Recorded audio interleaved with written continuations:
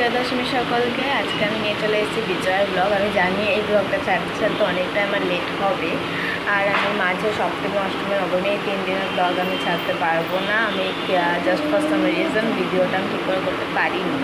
তো যাই হোক, সেই জন্য একেবারে আজকের ব্লগটা নিয়ে আসলাম। এখন প্রায় বিকেল টাইম, প্রায় 6:30টার দিকে সরকার বাড়িতে যাব। মানে ওখানে পুজো হয়, এটা 202তম বর্ষ। অষ্টমী দিন আমরা প্রতি বছর ওখানে অঞ্জলি দিই, আর বিসর্জনের দিন বরণ করি মাকে। তো সেখানে যে আমার মা সবাই যাবে, আমরাও যাব, মানে আমার বোন আমি দাদা সবাই যাব। তো এখন যাবে একটু নিচে, দেখি সবাই কী করছে, দেন জেনে একেবারে রেডি হবো। আর আমি আজকে চেষ্টা করবো তোমাদের সাথে পুরো ব্লগটা শেয়ার করার, মানে একেবারে বিসর্জন অবধি, যেহেতু আমরা যাই বিসর্জনে।